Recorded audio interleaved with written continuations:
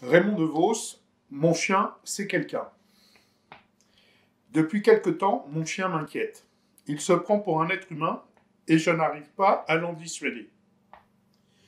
Ce n'est pas tellement que je prenne mon chien pour plus bête qu'il n'est, mais que lui se prenne pour quelqu'un, c'est un peu abusif.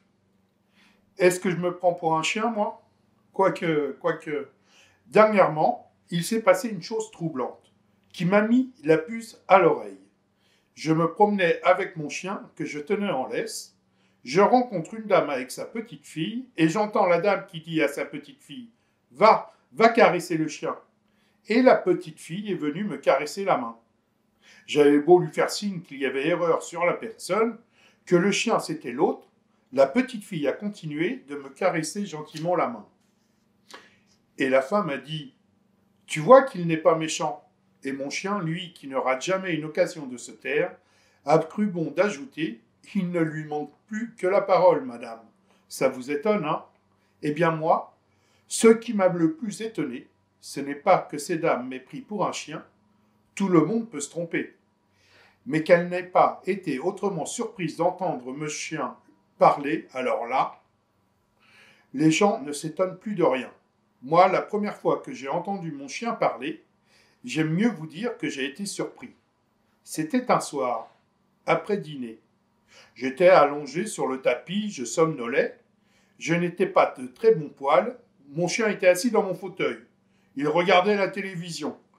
Il n'était pas dans son assiette non plus. Je le sentais. J'ai un flair terrible. À force de vivre avec mon chien, le chien, je le sens. Et subitement, mon chien me dit, on pourrait peut-être de temps en temps changer de chaîne. Moi, je n'ai pas réalisé tout de suite. Je lui ai dit, c'est la première fois que tu me parles sur ce ton. Il me dit, oui, jusqu'à présent je n'ai rien dit, mais je n'en pense pas moins. Je lui dis, quoi, qu'est-ce qu'il y a? Il me dit, ta soupe n'est pas bonne. Je lui dis, ta pâté non plus. Et subitement j'ai réalisé que je parlais à un chien. J'ai dit, tiens, tu n'es qu'une bête, je ne veux pas discuter avec toi. Enfin quoi? Un chien qui parle? Est-ce que j'aboie, moi? Quoique, dernièrement, mon chien était sorti sans me prévenir, il était allé aux puces, et moi, j'étais resté pour garder la maison. Soudain, j'entendis sonner.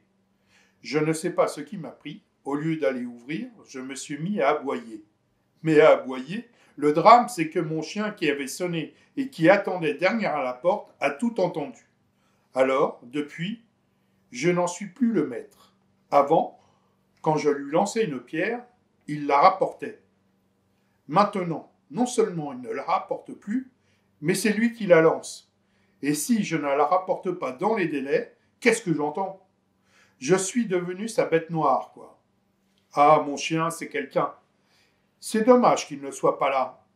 Il vous aurait raconté tout ça mieux que moi, parce que cette histoire, lorsque c'est moi qui la raconte, personne n'y croit. Alors que, lorsque c'est mon chien, les gens sont tout oui.